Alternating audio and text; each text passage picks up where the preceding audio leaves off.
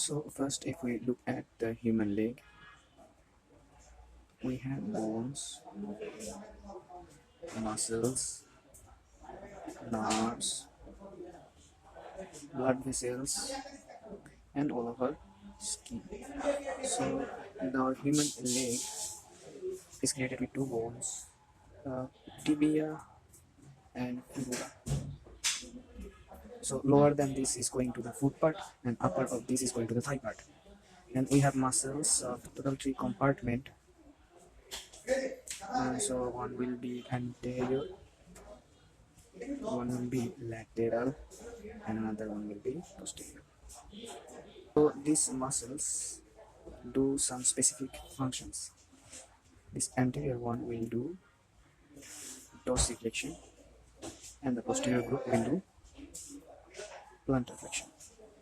Now, depending on many pathologies, our muscles can get either spastic or flaccid. So this spastic meaning the muscle length, the length of the muscle gets shortened, and in flaccid it becomes weak. So this can be long, and if we push it further, it can get to short. And this is what we called as deformity. And on the other hand, we have another terminology that is called contracture. And what happens here is all the muscle fibers get stuck at one position. It doesn't move to anywhere else if I press it, or if I compress it, or if I try to elongate it. It will not move. It will stay like this. If we look at an example, if this is a hip, just imagine this is the hip joint, then we have the knee joint, then we have the ankle joint. So this is our foot, and this is the ankle joint. So we have a normal range of motion, which is from 0 degree to 130 to 150 degrees. So it rotates in between this area. And if this knee flexion, this is the knee flexion, if this is stuck at a position of 5 degree, so if we say this is 5 degree and it does not come to full extension, so no full extension, only flexion possible from 5 degree of flexion of knee. So this we can call as knee flexion contracture. Because of what, the knee is stuck at 5 degree flexion position. But if we look at the ankle, this was in case of knee, but if we look at the ankle, this is quite different. So in the ankle, we have 90 degree is the neutral position, right?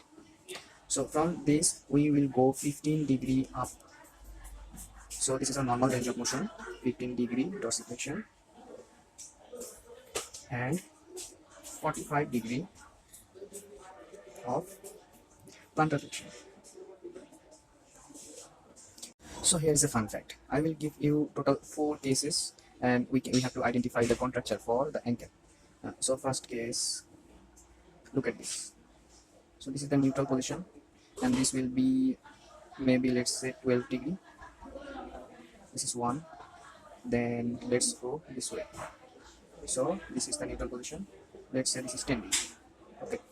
In this case, this is at the dorsi, no?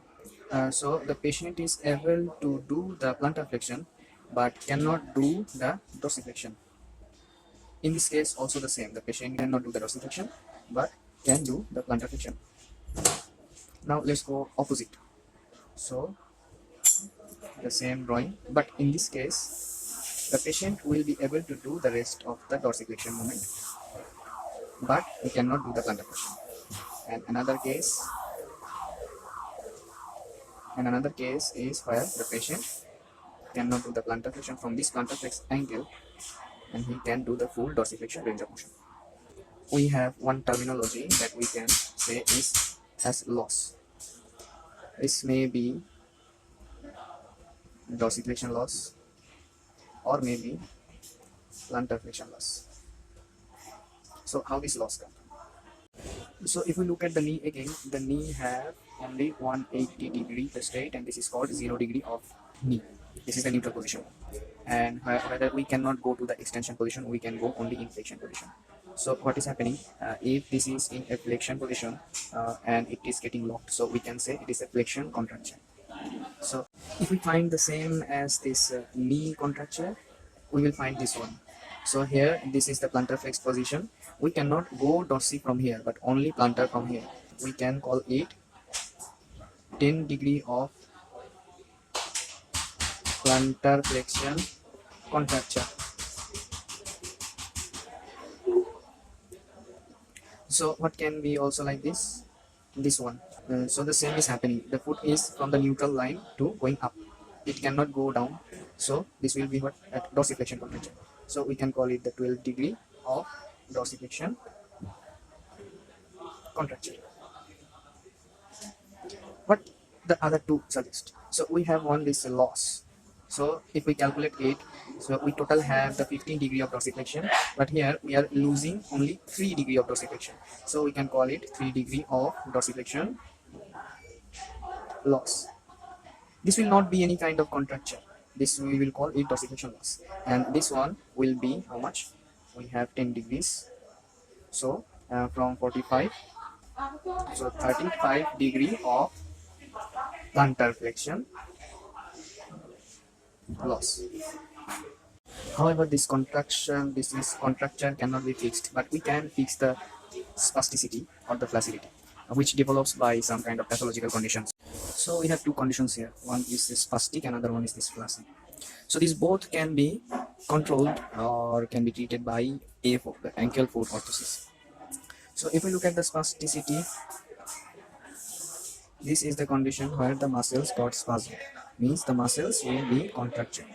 So imagine this is the muscle length, normal length, but this length got shortened and tightened, but it gradually goes elongated, but it will take more time than the normal one. The time will be more. So first when we do the range of motion, it will be a little bit tight, but over time then this tightness will become more and more and more. And this can be controlled by rigid AFO, rigid ankle foot orthosis. And this, what actually this does is allows it doesn't reach our knee joint. Suppose this is a knee joint, but then we have the ankle joint. We have movements in our ankle joint, right? But this movement, this ankle foot orthosis, rigid one, this will block it. This will block it. This will never make it easier to move. So this actually looks like this. So this can be made with the polypropylene sheet. What we do, this is the foot plate and this is the rigid ankle part. Rigid ankle. What actually this is doing, that we have the muscles. So if we say this is the plantar flexural compartment muscle and this is spastic, then what we will see, this foot moves this plantar flex direction, and the opposite muscle, which is the dorsiflex muscle, this will become weak. So the patient will be getting equinus deformity. And this equinus deformity can be controlled by rigid AFO, which will give some correction forces. In this case, the correction forces are given from this ankle side, and here will be another one, and here will be another one. Which is, if we look here, here this posterior side is giving one pressure, and here will be one strap, and that strap will give another pressure, and this forefoot area will get another pressure. So that 3-point pressure, will control the equinus deformity.